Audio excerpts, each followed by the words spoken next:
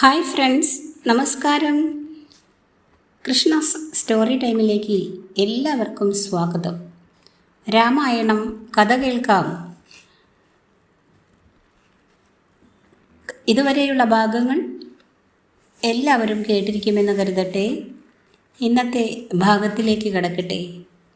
രാമസമാശ്വാസനം. രാക്ഷസന്മാരുടെ ഇടയിൽ നിന്ന് ഘോരാരവം ഉയർന്നത് കേട്ട ശ്രീരാമൻ പശ്ചിമതീരത്ത് ഹനുമാനെ സഹായിക്കാനായി ജാംബവാനെ പറഞ്ഞുവിട്ടു. പാതി ദൂരം എത്തുമ്പോഴേക്കും ഹനുമാനും പടയും മടങ്ങി വരുന്നതാണ് രക്ഷരാജാവ് കണ്ടത്. വിലപിച്ചു കൊണ്ടിരുന്ന സീതാദേവിയെ തങ്ങളുടെ മുമ്പിലിട്ട് ഇന്ദ്രജിത്ത് വധിച്ച വിവരം ഹനുമാനും രക്ഷേശ്വരനോട് പറഞ്ഞു. ഈ വിവരമറിഞ്ഞ ശ്രീരാമചന്ദ്രൻ ദുഃഖാധിക്യം കൊണ്ട് ബോധമറ്റു വീണു. കവിപ്രമുഖർ നിർമ്മലമായ ജലം കൊണ്ടുവന്ന് ആ രാജകുമാരൻ്റെ കണ്ണുകളിൽ തളിച്ചു. ജ്യേഷ്ഠനെ ലക്ഷ്മണൻ താങ്ങിയെടുത്തു. സന്മാർഗനിഷ്ഠനും ജിതേന്ദ്രിയനുമായ ജ്യേഷ്ഠൻ്റെ ദുഃഖാനുഭവങ്ങൾ ലക്ഷ്മണൻ്റെ ധർമാധർമ്മ വിശ്വാസത്തെ തന്നെ നശിപ്പിച്ചു. ധർമ്മമുണ്ടെങ്കിൽ അങ്ങയ്ക്ക് യാതൊരു ദുഃഖവും ഉണ്ടാകരുത്. ഇന്ന് അങ്ങയുടെ സ്ഥിതി എന്താണ്? അധർമ്മം പ്രവർത്തിക്കുന്ന രാവണന് ഒരു വിഷമവുമില്ല. ഇതാണ് ധർമാനുഷ്ഠാനത്തിൻ്റെ ഫലമെങ്കിൽ ഇതൊക്കെ കൊണ്ട് എന്തു നേട്ടം? ധർമ്മത്തിന് ആധാരം അർത്ഥമാണ്. ദരിദ്രൻ അതൊട്ട് സാധ്യവുമല്ല. ധനവാനാകാൻ അവൻ അധർമ്മം ചെയ്യുന്നു. ധനവാന് മാത്രമേ സുഖവും സുഹൃത്തുക്കളും ലഭിക്കുന്നുള്ളൂ. ഈ ലോകത്ത് ജീവിക്കാനുള്ള സമ്പത്ത് അങ്ങയ്ക്കില്ല. അതാണ് ഈ ദുഃഖങ്ങൾക്ക് കാരണം.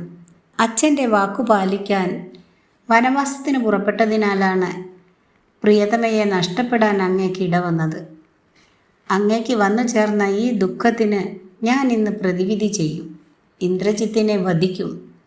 ധർമ്മനിരതനായ ജ്യേഷ്ഠ, ദുഃഖം കളഞ്ഞ് അവസരത്തിനൊത്തു ഉയരൂ.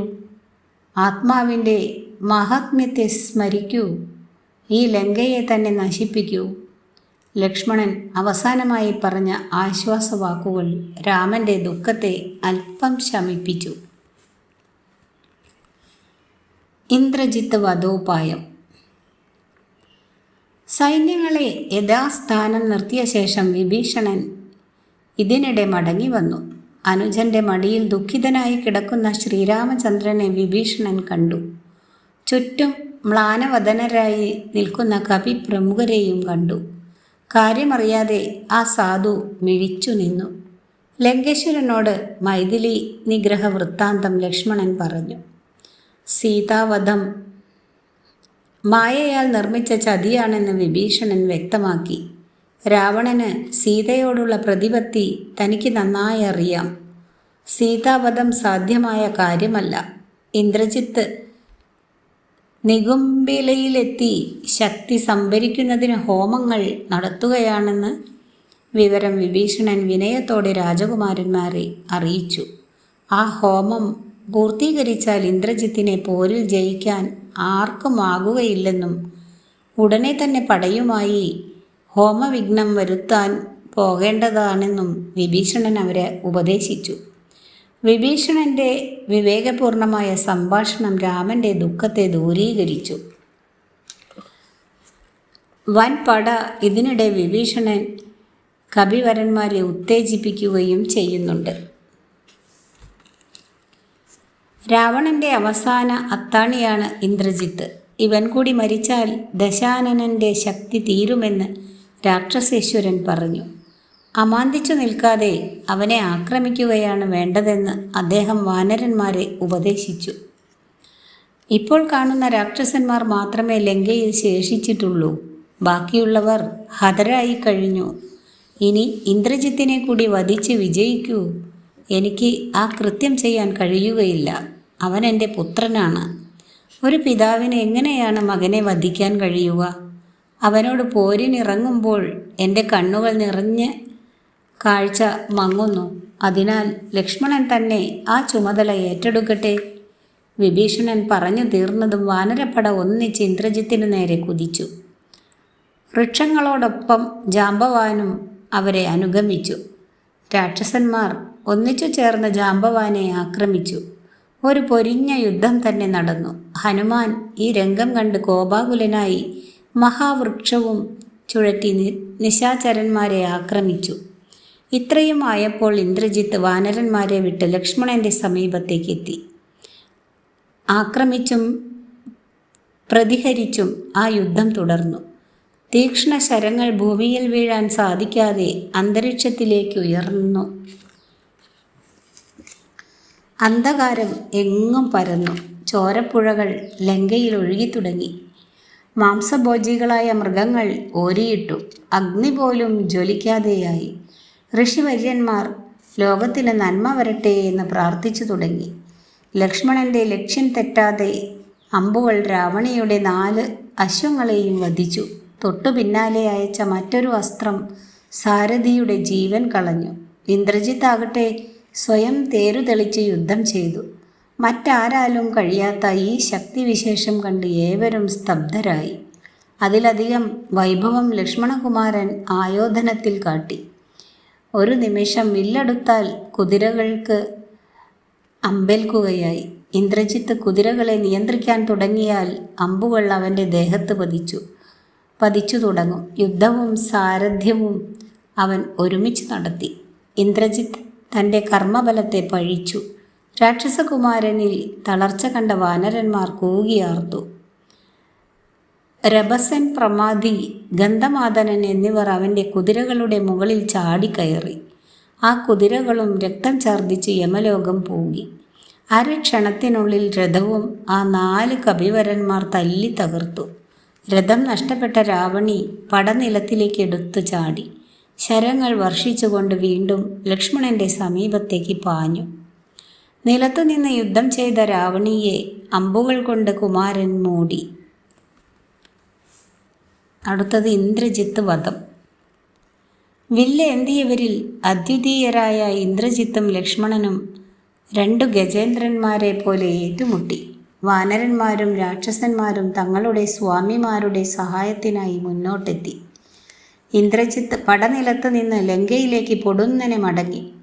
ഈ വിവരം അറിയാതെ രാക്ഷസന്മാർ യുദ്ധം തുടർന്നുകൊണ്ടിരുന്നു.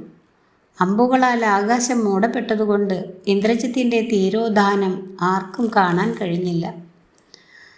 നിമിഷങ്ങൾക്കുള്ളിൽ മറ്റൊരു തേരിൽ ഇന്ദ്രജിത്ത് രണഭൂമിയിൽ പ്രത്യക്ഷനായി. അതുകണ്ട് ലക്ഷ്മണ വിഭീഷണാദികൾ അത്ഭുതപ്പെട്ടു. ഇന്ദ്രജിത്തിൻ്റെ അമ്പുകൾ വാനരപ്പടയെ പിറകോട്ടടിച്ചു. അവർ ലക്ഷ്മണന്റെ മുന്നിൽ അഭയത്തിനായെത്തി. കുപിതനായ ലക്ഷ്മണൻ ഇന്ദ്രജിത്തിൻ്റെ വില്ല് തകർത്തു. രാവണി മറ്റൊരു വില്ലെടുത്തു. ആ നിമിഷം സാരഥി അമ്പേറ്റു മരിച്ചു വീണു. ഇതു കണ്ട രാവണി ലക്ഷ്മണന്റെ നെറ്റിയിലും വയറ്റത്തും അഗ്നിതുല്യമായ ബാണങ്ങൾ എയ്തു തറപ്പിച്ചു. വിഭീഷണൻ ഗദയെടുത്ത് 4 കുതിരകളെയും അടിച്ചു കൊന്നു. ലക്ഷ്മണൻ 5 അമ്പുകൾ ഇന്ദ്രജിത്തിൻ്റെ മുഖത്ത് തറപ്പിച്ചു. ദേവദത്തമായ വേലെടുത്ത് ഇന്ദ്രജിത്ത് വിഭീഷണന് നേരെ തൊടുത്തുവിട്ടു. ലക്ഷ്മണൻ അത് അമ്പുകൊണ്ട് തകർത്ത് കളഞ്ഞു. വീണ്ടും മഹാസ്ത്രങ്ങൾ വിഭീഷണനു നേരെ രാക്ഷസകുമാരൻ തൊടുത്തുവിട്ടു. ഇതു കണ്ട ലക്ഷ്മണൻ കുബേരാസ്ത്രം ഞാണിൽ ചേർത്തുവിട്ടു. അവ 2 ആകാശത്തിൽ കൂട്ടിമുട്ടി തീയാളിക്കത്തി. തങ്ങളുടെ അസ്ത്രങ്ങൾ പാഴായിപ്പോയതിൽ ഇരുവർക്കും ദുഃഖം തോന്നി. തുടർന്ന് ദിവ്യാസ്ത്രങ്ങൾ ഇരുവരും പ്രയോഗിച്ചു. വരുണാസ്ത്രവും ആഗ്നേയാസ്ത്രവും സൗരാസ്ത്രവുമെല്ലാം പ്രയോഗിച്ചു. ഇവയൊന്നിലും ഫലമുണ്ടാകാതെ വന്നപ്പോൾ ലക്ഷ്മണൻ ദുർജയമായ ഐന്ദ്രാസ്ത്രം ഭക്തിയോടെ ഞാണിൽ ചേർത്തു. എല്ലാ അവയവവും വിച്ഛേദിക്കാൻ കെൽപ്പുള്ള ആ അസ്ത്രത്തെ തടുക്കുവാൻ ആർക്കും കഴിയുകയില്ല. ദേവേന്ദ്രൻ പണ്ട് അസുരന്മാരെ നിഗ്രഹിക്കാൻ പ്രയോഗിച്ച അസ്ത്രമായിരുന്നു അത്. ഞാണിൽ ചേർത്ത് ചെവിയോളം വലിച്ച് ലക്ഷ്മണൻ ഐന്ദ്രാസ്ത്രം വിട്ടു. അതോടൊപ്പം ഇങ്ങനെ പ്രാർത്ഥിക്കുകയും ചെയ്തു: എൻ്റെ ജ്യേഷ്ഠനായ ശ്രീരാമചന്ദ്രൻ ധർമ്മിഷ്ഠനും സത്യസന്ധനും പൗരുഷത്തിൽ അദ്വിതീയനുമാണെങ്കിൽ ഈ ദിവ്യാസ്ത്രം ഇന്ദ്രജിത്തിനെ നിഗ്രഹിക്കട്ടെ. ഈ പ്രാർത്ഥനയോടെ തൊടുത്തുവിട്ട ദിവ്യാസ്ത്രം ജ്വലിക്കുന്ന കുണ്ടലങ്ങളും മനോഹരമായ കിരീടവും അലങ്കരിച്ചിരുന്ന ഇന്ദ്രജിത്തിൻ്റെ ശിരസ് നിലത്ത് പതിപ്പിച്ചു. പെട്ടെന്ന് ദേവദുന്ദുഭികൾ മുഴങ്ങി. ജീവൻ വേർപെട്ട മേഘനാഥൻ്റെ ശരീരം മണ്ണിലേക്ക് കുഴഞ്ഞു വീണു. ദേവഗന്ധർവന്മാർ ആഹ്ലാദ നൃത്തം ചവിട്ടി. ഭയവും ദുഃഖവും കളഞ്ഞ് ഇനിമേൽ ബ്രാഹ്മണന്മാർ സന്തോഷത്തോടെ ഭൂമിയിൽ നടക്കട്ടെ എന്ന് ദേവന്മാർ വിളിച്ചു പറഞ്ഞു. ഇന്ദ്രജിത്തിനെ വധിച്ചതിൽ ലക്ഷ്മണകുമാരനെ വാനരശ്രേഷ്ഠന്മാർ അഭിനന്ദിച്ചു. വിഭീഷണനും ജാമ്പവാനും ഹനുമാനും ലക്ഷ്മണനെ പുകഴ്ത്താൻ വാക്കുകൾ കിട്ടാതെയായി. കപിപ്പട സന്തോഷം കൊണ്ട് ഭ്രാന്തു പിടിച്ച പോലെ കൂകി വിളിച്ചു. ലക്ഷ്മണൻ്റെ ശരീരമാസകലം മുറിവേറ്റിട്ടുണ്ട്. ശരീരം മുഴുവൻ രക്തം ധാരയായി പ്രവഹിക്കുകയാണ്. ലക്ഷ്മണൻ കവിപ്രമുഖരുമായി രാമസുഗ്രീവന്മാർ ഇരിക്കുന്നിടത്തേക്ക് നടന്നു. ഹനുമാനും വിഭീഷണനും ലക്ഷ്മണനെ താങ്ങിയിട്ടുണ്ട്. ഇന്ദ്രജിത്തിനെ നിഗ്രഹിച്ചതറിഞ്ഞ് രാമൻ അനുജനെ കെട്ടിപ്പുണർന്നു. പിന്നെ മടിയിലിരുത്തി തലോടിക്കൊണ്ടിങ്ങനെ പറഞ്ഞു: ലക്ഷ്മണ, 3 ദിവസത്തെ യുദ്ധം കൊണ്ട് ഇന്ദ്രജിത്തിനെ നീ നിഗ്രഹിച്ചു. എനിക്കിനി ശത്രുക്കളില്ല. ഉടനെ തന്നെ രാവണൻ പോരിനിറങ്ങും. മകൻ്റെ മരണം മൂലം മനം നൊന്തു വരുന്ന രാവണനെ തടയാൻ എനിക്കിനി ബന്ധപ്പെടേണ്ടി വരില്ല. സീതയും രാജ്യവും എനിക്കിനി എത്തിപ്പിടിക്കാവുന്ന അകലത്തിലാണ്. തുടർന്ന് ലക്ഷ്മണൻ്റെ പരിക്കുകൾ ഇല്ലാതാകുന്നതിന് വേണ്ട ശുശ്രൂഷകൾ നൽകാൻ സുഷേണനെ ചുമതലപ്പെടുത്തി. ഉടൻ തന്നെ ഒരു മഹാ ഔഷധം ലക്ഷ്മണനെ കൊണ്ട് നസ്യം ചെയ്യിപ്പിച്ചു. അത്ഭുതമെന്ന പോലെ ലക്ഷ്മണകുമാരൻ്റെ ദേഹത്തുണ്ടായിരുന്ന മുറിവുകളും പരിക്കുകളും അപ്രത്യക്ഷമായി. ആരോഗ്യദൃഢഗാത്രനായി കാണപ്പെട്ട സുമിത്രാനന്ദനനെ കണ്ട് എല്ലാവരും സന്തുഷ്ടരായി.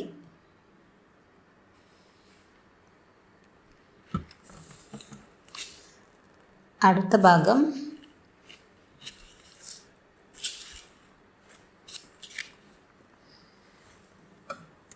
സീതാവധ നിവാരണവും മൂലബലയുദ്ധവും. വീരപരാക്രമിയായ പ്രിയപുത്രൻ്റെ മരണവൃത്താന്തം കേട്ട് രാവണൻ മോഹാലസ്യപ്പെട്ട് വീണു. വേദന കൊണ്ട് നീറിയ ആ പിതാവ് മകനെ വിളിച്ച് വിലപിച്ചു: കാലനെ കൂടി അമ്പുകളാൽ പിളർക്കുന്ന നിനക്ക് എങ്ങനെയാണ് മരണം സംഭവിച്ചത്? എൻ്റെ അന്തഃപുരത്തിൽ നിന്ന് നിന്നെയോർത്ത് വിലപിക്കുന്നത് കേൾക്കൂ.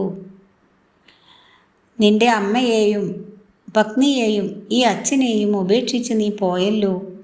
നീ പോയതിനാൽ ആരിനി എനിക്ക് ശേഷക്രിയകൾ നടത്തും? എൻ്റെ ശല്യക്കാരെ വധിക്കാതെ നീ പോയല്ലോ മകനെ. ഇങ്ങനെ വിലപിക്കുന്ന രാവണനെ അതികോപം ബാധിച്ചു. പുരികങ്ങൾ ഇളകി, കണ്ണുകൾ ചുവന്നു. കഠിന തപസ്സുകൊണ്ട് നേടിയ വരങ്ങൾ കൈവശമുണ്ട്. ആർക്കും തടുക്കാൻ കഴിയാത്ത ആയുധങ്ങളുണ്ട്. ബ്രഹ്മാവിൽ നിന്ന് ലഭിച്ച അമ്പുകളും പോർച്ചട്ടയും ഉണ്ട്. അങ്ങനെയുള്ള തന്നെ ആർക്കാണ് കീഴ്പ്പെടുത്താനാവുക? ഇന്ദ്രജിത്ത് മായാസീതാവധം നടത്തിയത് ദശാനനൻ ഈ അവസരത്തിൽ ഓർമ്മിച്ചു. തൻ്റെ മകൻ്റെ ആഗ്രഹം തന്നെ നിറവേറ്റാം എന്ന് ആ പിതാവ് തീരുമാനിച്ചു. സീതയെ ഉടൻ വധിക്കാൻ രാവണചക്രവർത്തി തീരുമാനിച്ചു. കോപം കൊണ്ട് ബുദ്ധി നശിച്ച ആ രാക്ഷസേശ്വരൻ വാളൂരി അശോകവനിയിലേക്ക് പുറപ്പെട്ടു. തളർന്നു കിടക്കുന്ന സീതാദേവി മരണം സുനിശ്ചിതമാണെന്ന് കരുതി രാവണൻ്റെ പോക്കു കണ്ട രാക്ഷസന്മാർ ഇന്ന് രാമലക്ഷ്മണന്മാരെ തങ്ങളുടെ തമ്പുരാൻ വധിക്കുമെന്ന് തീർച്ചയാക്കി. കൂടെയുള്ള സുഹൃത്തുക്കളും ബന്ധുക്കളും രാവണനെ തടുത്തു. പലതവണ ഉപദേശിച്ചു. അതൊന്നും വകവയ്ക്കാതെ രാക്ഷസികളുടെ നടുവിലിരിക്കുന്ന വൈദേഹിയുടെ നേരെ രാവണൻ പാഞ്ഞു ചെന്നു. വാളുമായുള്ള രാവണൻ്റെ വരവ് കണ്ട സീതാദേവി അന്ന് ഹനുമാനോടൊപ്പം ലങ്കയിൽ നിന്ന് രക്ഷപ്പെടാത്തതിൽ പശ്ചാത്തപിച്ചു. തൻ്റെയും പ്രിയതമൻ്റെയും എല്ലാ ദുഃഖത്തിനും കാരണക്കാരിയായ മന്ദരയെ ഉള്ളൊരുകി ശപിച്ചു. സീതയുടെ വിലാപം കേട്ട പരിശുദ്ധനായ സുപാർശ്വൻ എന്ന രാക്ഷസപ്രമാണി ദശാനനെ ഇങ്ങനെ ഉപദേശിച്ചു: അങ്ങ് പൗലസ്ത്യനന്ദനാണ്. ധർമ്മം ഉപേക്ഷിച്ച് സീതയെ വധിക്കരുത്. അസുര ചക്രവർത്തി വെറും ഒരു പെണ്ണിനെ കൊല്ലാൻ ഒരുങ്ങുന്നത് എത്ര നിന്ദ്യമാണ്. ഇപ്പോഴുള്ള ഈ കോപത്തെ ആയുധവുമായി ചെന്ന് നമുക്ക് രാമനോട് കാട്ടാം. നാളെ കറുത്ത വാവാണ്. ഇന്ന് തന്നെ യുദ്ധത്തിനൊരുങ്ങി നാളെ യുദ്ധം തുടങ്ങാം. അമാവാസി നമുക്ക് ജയം നൽകും. സുപാർശ്വൻ്റെ വാക്കുകൾക്ക് മറുപടി പറഞ്ഞില്ലെങ്കിലും അതിനെ സ്വീകരിച്ച മട്ടിൽ രാവണൻ അശോകവനിയിൽ നിന്ന് മടങ്ങിപ്പോയി. ദുഃഖിതനായി സഭാമണ്ഡപത്തിൽ എഴുന്നള്ളിയ രാവണൻ മന്ത്രിമാരോടും സേനാനായകന്മാരോടും ഉടനെ പടയ്ക്കൊരുങ്ങുവാൻ ആജ്ഞാപിച്ചു. രാമലക്ഷ്മണന്മാരെ നിഗ്രഹിക്കാൻ അന്ന് അവർക്കായില്ലെങ്കിൽ ആ ദൗത്യം പിറ്റേന്ന് താൻ നിർവഹിച്ചു കൊള്ളാമെന്നും രാക്ഷസ ചക്രവർത്തി ഉറപ്പു നൽകി. ആന, കുതിര, തേര്, കാലാൾ എന്നീ സേനാ വിഭാഗങ്ങളോട് കൂടിയ രാക്ഷസ സൈന്യം അലറി വിളിച്ചുകൊണ്ട് യുദ്ധഭൂമിയിൽ ഇറങ്ങി. ആദ്യം ഉയർന്നു പൊങ്ങിയ പൊടിപടലം രക്തമാരിയിൽ അമർന്നു. മുറിവേറ്റ വാനരന്മാർ രാക്ഷസന്മാരെ കടിച്ചു കീറി.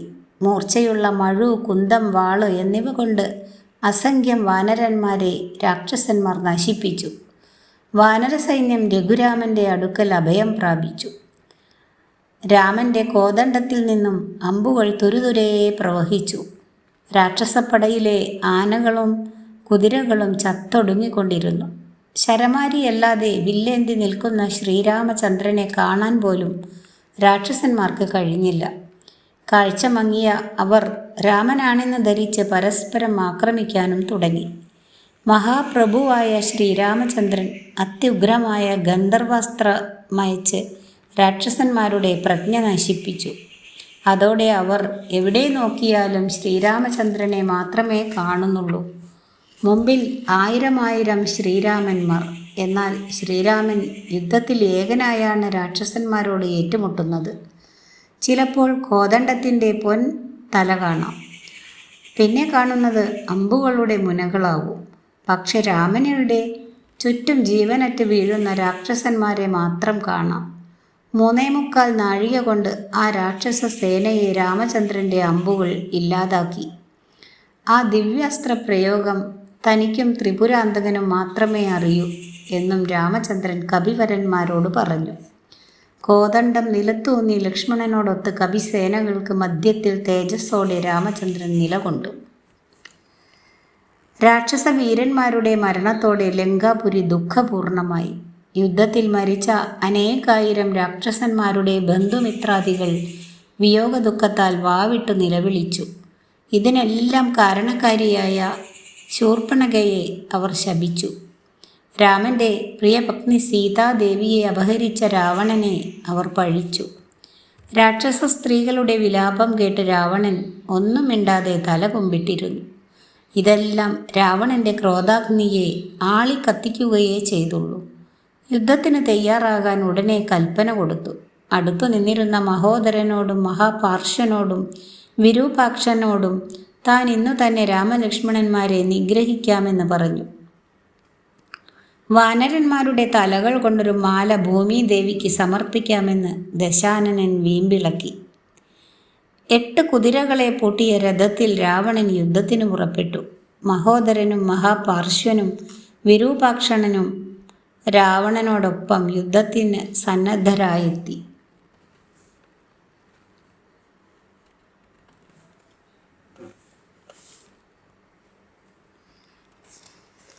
ഇതോടുകൂടി ഇന്നത്തെ വീഡിയോ അവസാനിപ്പിക്കുകയാണ്. അടുത്ത ഭാഗം അടുത്ത ദിവസം കേൾപ്പിക്കാം. അടുത്ത ദിവസം രാമരാവണ യുദ്ധാരംഭം എന്ന ഭാഗം കേൾപ്പിക്കാം. വീഡിയോ ഇഷ്ടമായാൽ എല്ലാവരും ഒന്ന് like, share, comment and subscribe. Thank you for watching.